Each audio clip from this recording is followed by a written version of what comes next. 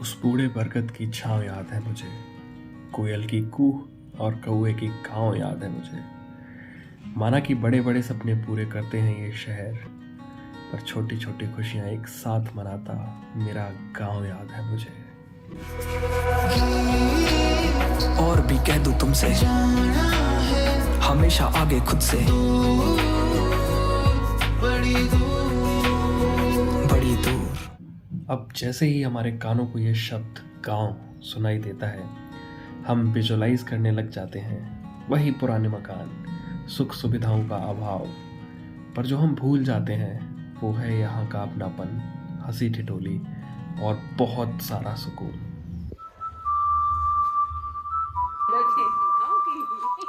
Same की फली है जो राजस्थानी भाषा में इसे बालोड़ बोलते हैं। छोटी छोटी बेरीज है यहाँ पर, ये देखो बट ये अभी कच्ची है। हमें खा लो हाँ, कच्ची है। हाँ गाइस को दिखा दिया। भैंस को दिखा दो। यहाँ पे पता नहीं कैसा माहौल है, यहाँ आते ही मेरी एक साइड पे एलर्जी इतनी ज्यादा होगी। मैं आपको सजेस्ट करूंगी कभी गांव में ना आए। नेचर इन लोगों को रिजेक्ट कर देता है। ओ वाह, इसने तो अच्छी खासी भी है।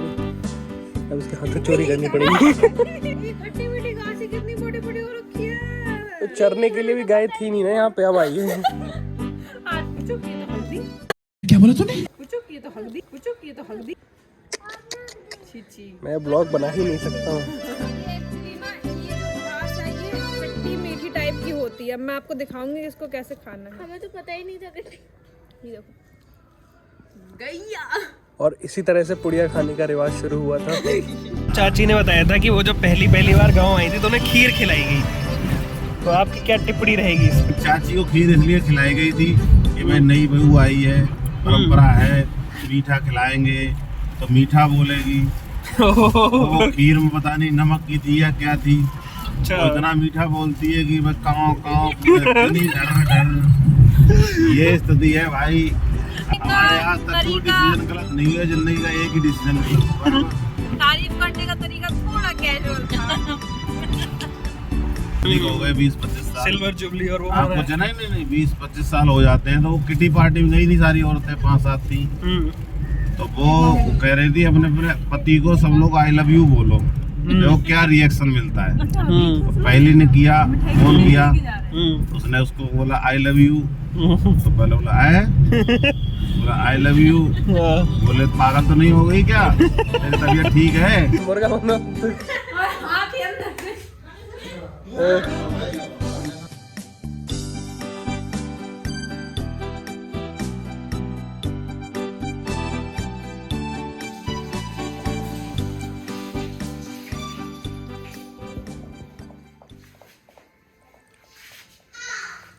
कोई कितने के गिनी इतने शौक से बताए तो गिनती तो बताओ। Happy Holi guys, happy Holi.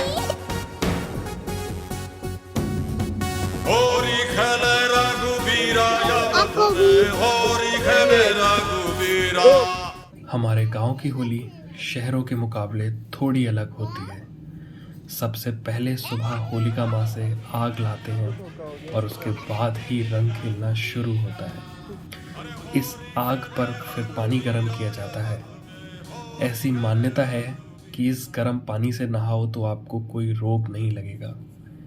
फिर जहाँ एक तरफ घर के पुरुष आने जाने वाले लोगों के लिए तैयारियां करते हैं, वहीं दूसरी तरफ घर की महिलाएं ढेर सारे पकवान बनाती हैं।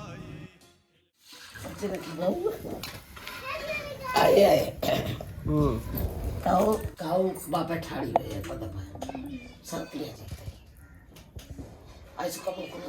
है अनुभव, अच्छा अनुभव होता रहता।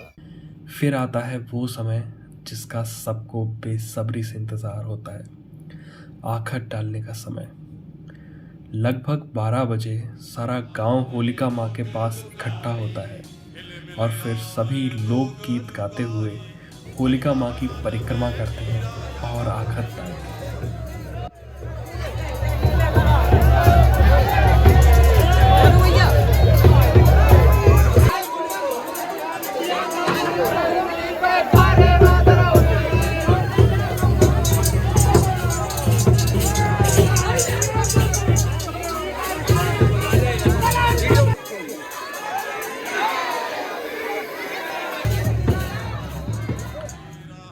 बखत डालने के बाद कोई रंग नहीं खेला जाता। अब सभी लोग नहाएंगे और नए कपड़े पहनकर सभी के घर होली मिलने और बड़ों का आशीर्वाद लेने जाएंगे। अच्छा कहाँ हो तुम? गई ना? ये आओ, आ जाओ, रंग फेंक दो, रंग का काम खत्म हो गया। और ये बाबा अपने दोनों बच्चों को बहुत ही प्रेम से इस उम्र में भी नहलाते हुए।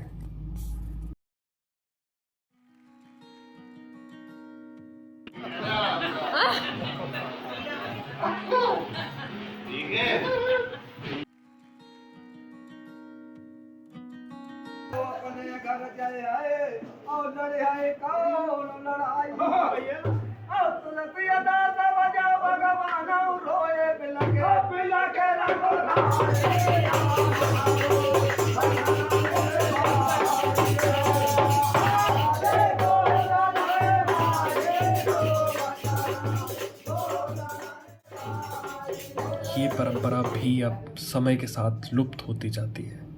पहले शाम को गांव में टोलियां निकलती थीं जो ऐसे लोकगीत गाती थीं और मनोरंजन करते हुए खूब धूमधाम से होली गाती थीं।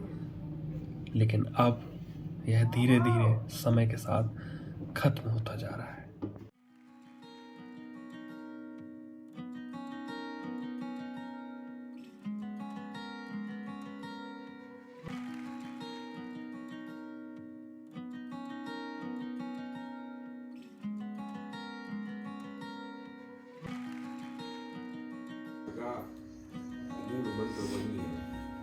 आत्मबल वहीं से आएगा। हाँ, मैं मानता हूँ मेरे गांव में सुविधाएं कम हैं, मकान कच्चे हैं, बिजली और आधुनिक मशीनों का अभाव है, पर अभाव नहीं है तो भावनाओं का, एक दूसरे के लिए असीम प्रेम का।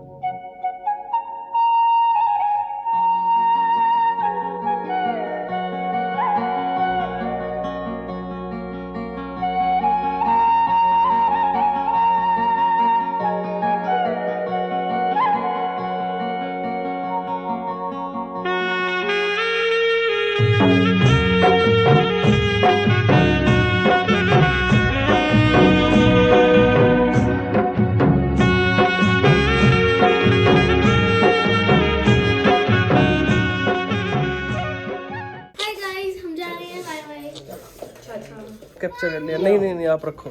अरे आप रखो। अरे रखो रखो, है मेरे पे है। अरे ये आप रखो। अरे अब हम रोज ना तुम अगर देने को बैठे हो तो तुम्हें हमें दिया हुआ है कि इस